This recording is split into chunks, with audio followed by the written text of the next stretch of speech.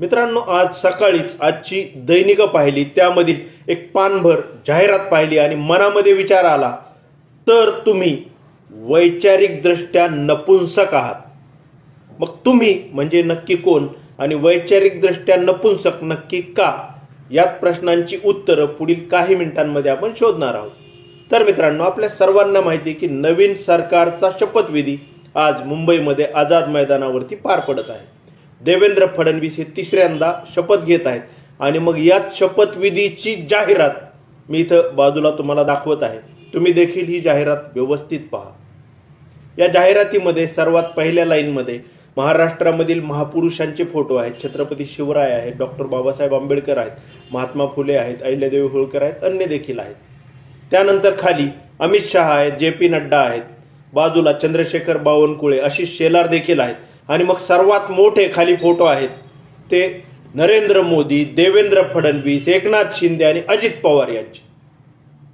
आणि मग हीच पानभर जाहिरातीच्या खालच्या बाजूला एक पट्टी लिहिलेली आहे की महाराष्ट्र आता थांबणार नाही. मग मित्रांनो, हे जे संपूर्ण पानभर आता तुम्ही सर्वांनी पाहिलं, हे पाहिल्यानंतरच माझ्या मनात ते वाक्य आलं, तो विचार आला की तर तुम्ही वैचारिक दृष्ट्या नपुंसक आहात. आणि मग हे तुम्ही म्हणजे कोण, तर तुम्ही याचं उत्तर आहे शिंदे गटातील शिंदे सैनिक आणि भाजपतील भाजपचे कार्यकर्ते.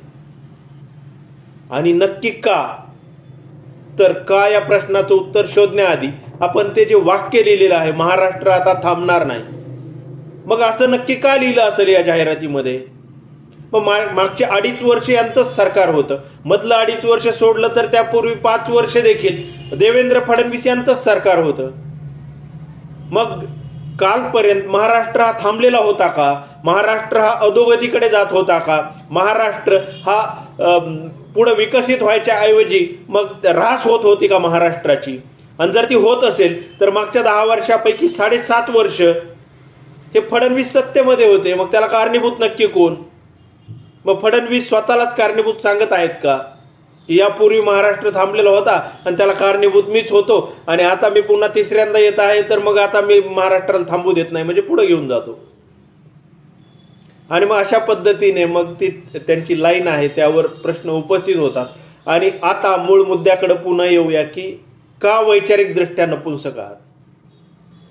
तर मित्रांनो, भाजपाई हे सातत्याने आपल्या महाराष्ट्रामध्ये, देशामध्ये जे मोठे नेते होऊन गेले, महापुरुष होऊन गेले, त्यांचा जसं जेवणामध्ये आपण लोणच्या पुरता वापर करतो तसा वापर करतो.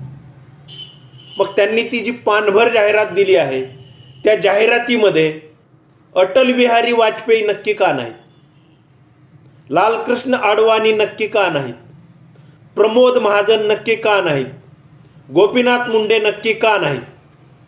अतिशय प्रतिकूल परिस्थितीमध्ये जेव्हा भाजप महाराष्ट्रात कुठंच नव्हती, तेव्हा ज्या लोकांनी स्वर्गीय प्रमोद महाजन असतील किंवा गोपीनाथ मुंडे असतील, या जोडगोळीने संपूर्ण महाराष्ट्र पिंजून काढला आणि आज जे वैभव भाजपला दिसतंय, तर त्याचे खरे शिल्पकार तर प्रमोद महाजन, गोपीनाथ मुंडे आणि त्यांच्या सोबतचे जे अन्य पांडुरंग पुणकर वगैरे जे होते नेते, ते या सर्वांना दिलं पाहिजे. एकनाथ खडसे देखील त्यामध्ये येतात. मग या सर्वांपैकी कोणाचाही फोटो नाहीये. आणि मोठा फोटो कोणाचा, तर नरेंद्र मोदींचा. मग ज्या देशामध्ये ज्यांनी वैभव दिलं, अटलजी असतील, अडवाणीजी असतील, मुरली मनोहर जोशी असतील, त्यांचे देखील फोटो नाहीये. आणि मग भाजपाईंना मला म्हणायचंय की ज्या श्यामाप्रसाद मुखर्जींनी तिकडं बलिदान दिलं असं तेच सांगते, तर मग त्या श्यामाप्रसाद मुखर्जीचा फोटो नक्की का नाही. मग हे जर वेळेनुसार, काळानुसार मीच लय भारी म्हणून जर नरेंद्र मोदींना प्रोजेक्ट करणार असतील आणि मग अटलजी, अडवाणीजी, महाजनजी, गोपीनाथ मुंडेजी किंवा श्यामाप्रसाद मुखर्जी या सर्वांना जर विसरणार असतील आणि तरीही जर भाजपचे भक्तुल्ले जर देवाभाऊ देवाभाऊ करून जर इकडे खुश होणार असतील, तर मग तुम्ही वैचारिक दृष्ट्या नपुंसक आहात. तुम्ही ज्या पायावरती आज ही इमारत उभी राहिलेली आहे, त्या पायालाच विसरून गेला आहात. आणि जर असं विसरणार असाल तर मग तुम्ही वैचारिक दृष्ट्या नपुंसक आहात. आणि मग तुम्ही प्रश्न विचाराल की शिंदे सेनेच्या सैनिकांना नक्की का म्हणत आहे. तर मित्रांनो, हेच भाजपवाले सातत्याने म्हणतात ही सरकारसाठीची जाहिरात आहे, जरी भाजपने दिलेली असली तरी. मग त्या जाहिरातीमध्ये बाळासाहेब ठाकरेंचा फोटो का नाही? त्या जाहिरातीमध्ये स्वातंत्र्यवीर सावरकरांचा फोटो का नाही? मग भाजपला फक्त त्याच वेळी उमाळा येतो का जेव्हा काँग्रेसकडून सावरकरांवर टीका होती, तेव्हा लगेच हे भाजपवाले सगळे मी पण सावरकर म्हणून टोप्या घालतात आणि लगेच आंदोलन करतात, रस्त्यावर उतरतात आणि त्या राहुल गांधीच्या फोटोला जोडे मारा वगैरे करतात. मग जेव्हा श्रेय द्यायची वेळ येते तेव्हा त्यांच्या जाहिरातीमध्ये स्वातंत्र्यवीर सावरकर नक्की का नाही? दुसरा महत्वाचा विषय की बाळासाहेब ठाकरे हे का नाही? सातत्याने हे म्हणतात की बाळासाहेब ठाकरे आमच्यासाठी खूप महत्वाचे आहेत, आमच्यासाठी आदरणीय आहेत, आमच्यासाठी वंदनीय आहेत. आणि ज्या महाराष्ट्रामध्ये भाजपला कुत्र देखील ओळखत नव्हतं, त्या काळामध्ये बाळासाहेब ठाकरेंचं बोट धरून संपूर्ण महाराष्ट्रामध्ये भाजपा पसरली. तसेच जे आज नरेंद्र मोदी देशाचे पंतप्रधान दिसत आहेत, त्यांना देखील अटल बिहारी आणि अडवाणीजी यांनी गुजरातमध्ये दंगली घडल्यानंतर काढण्याचं ठरवलं होतं, मुख्यमंत्री पदावरून हटवण्याचं ठरवलं होतं. त्यावेळी मग नरेंद्र मोदी हे बाळासाहेब ठाकरेंना येऊन भेटले होते आणि त्यावेळी बाळासाहेबांनी भाजपच्या वरिष्ठांना ठणकावून सांगितलं होतं की मोदी गया तो गुजरात गया. मग आज ते मोदी विसरले का की आज जे मोदी दिसत आहेत ते फक्त केवळ आणि केवळ बाळासाहेब ठाकरे यांच्यामुळे आहे. मग भाजपवाले विसरले असं आपण काही क्षणासाठी मानूया, परंतु मग हे शिंदे सेनेवाले विसरले का? शिंदे सैनिक विसरले का?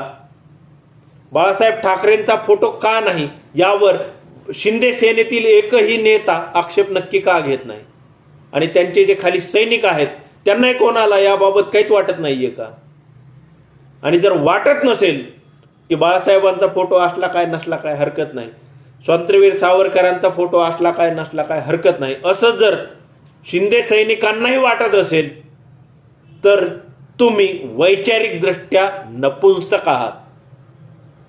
कारण शेवटी पाया मजबूत असला तर इमारत मजबूत असते. आणि मी जेवढ्यांची नावं घेतली तर ते सर्व पायाला होते.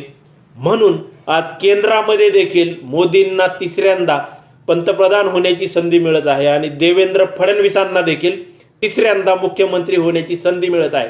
हे भाजपाच्या भक्तुल्यांनो तुम्ही देखील विसरू नका आणि शिंदे सेनेमधील शिंदे सैनिकांनो तुम्ही देखील विसरू नका. मित्रांनो, मी जे मुद्दे मांडले याबाबत तुम्हाला नक्की काय वाटतं कमेंट करून नक्की सांगा. आजच्या पुरतं एवढं थांबतो. धन्यवाद.